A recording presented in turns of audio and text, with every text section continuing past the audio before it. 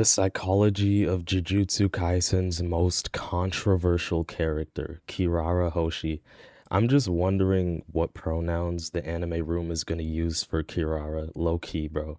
Because are you gonna say he or she? What are you gonna say, anime room? Different type of person you've probably met before. They're not loud. Hikari got tricked, bro. Hikari got tricked. They're not trying to dominate the room, but somehow you can feel it that there's a boundary there. Not an aggressive one, not even an obvious one. Just this invisible line that says, you can only come this close unless I let you closer. Why does this low-key kind of feel like Gojo's Infinity in a way? So is Kirara's psychology of control gonna be kind of similar to Gojo in some way? In terms of like just having a barrier between people? That's exactly what Kirara Hoshi represents in Jujutsu Kaisen, because while most characters in the series are defined by power, trauma, or ego, Kirara is defined by something way more subtle, control over connection. And once you understand that, everything about her starts to click. Okay, he said her. He said her. Okay. You being politically correct. Okay. Her ability, her loyalty, her Which is fair. rebellion, and even the way she represents herself. Most people think that strength in Jujutsu Kaisen comes from how hard you hit, but Kirara's strength comes from something completely different, who she allows in her world. Her Chris technique, Law of Rendezvous, isn't about destruction, it's about managing distance. Akutami is the biggest troll for this though. I can't even lie, bro. People are assigned roles, positions, limits. Some can approach her, some are pushed away, and some are completely locked out. And that's not just a cool ability, that's her personality turned into a system. Because psychologically, Kirara is someone who doesn't trust easily, doesn't just open to anyone, and doesn't believe access to her should be automatic. I kind of agree, but at the same time, like Kirara was only in the she was only in the anime for like 1, 2 episodes. Like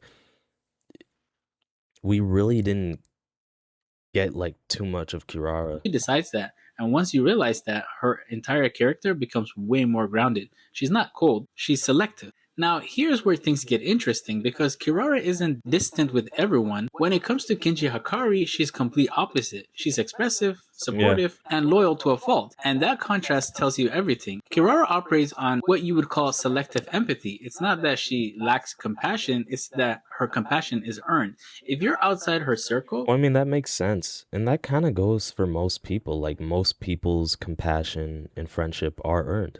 you'll get skepticism, distance, sometimes even hostility. But if you're inside, you get everything. That's why her relationship with Hakari matters so much. It's not just someone she follows, it's someone who she believes in.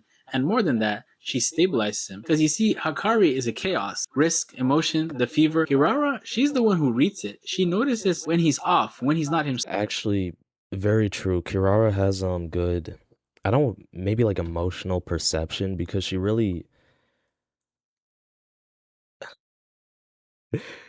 Oh Lord. Kirara, I mean, Kirara is dating Hikari, right? So obviously Hikari is going to listen to Kirara, right?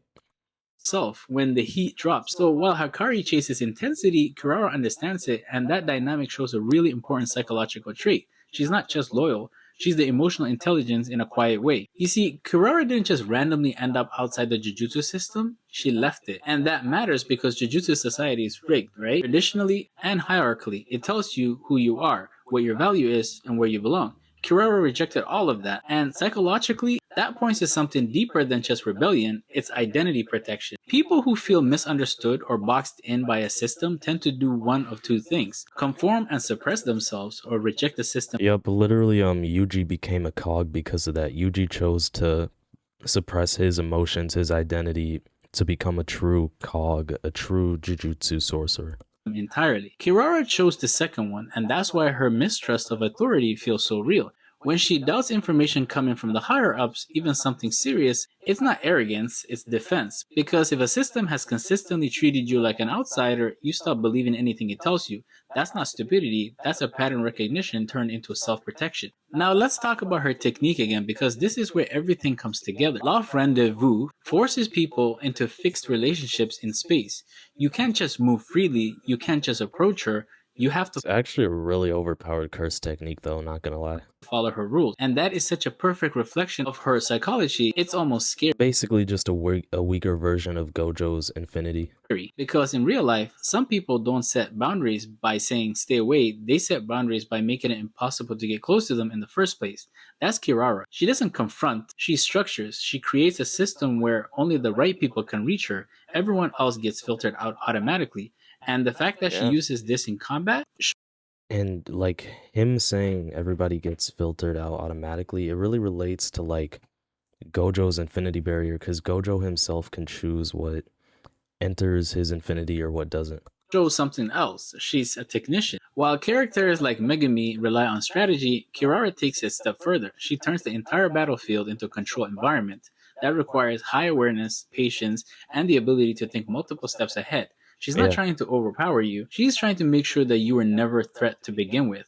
Another thing people overlook about Kirara is how she represents herself. In a world where most sorcerers fit into a certain mold, she doesn't even try.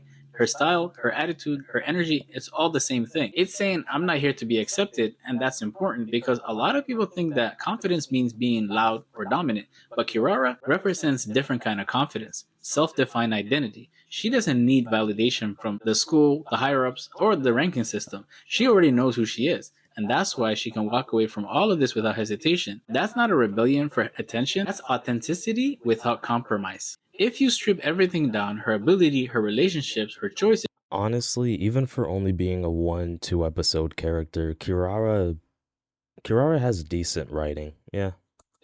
Kirara's psychology comes down to one idea. Not everyone deserves access to me. And that idea shows up everywhere in how she fights, how she trusts, and even the life she chooses to live. She's not isolated like Satoru Gojo. She's not detached like Royal Sukuna. She is something different. Someone who understands her connection is powerful, but only when it's controlled. And honestly, Yeah, I think in terms of this, like in terms of like this, Kirara has like the best mindset, at least in comparison to like Gojo and Sukuna, who are just completely detached and they never let anybody in. that's what makes Kirara feel real. Because not everyone protects themselves by building walls, you can see. Some people just make sure that you never get close enough to need them. And I'm Yeah, man. Even though Kirara was only in the show for 1 episode, decently well written. low-key kind of like that. Subscribe for more. Bye. Yeah. Um. Yeah. Honestly, decent writing. Decent writing.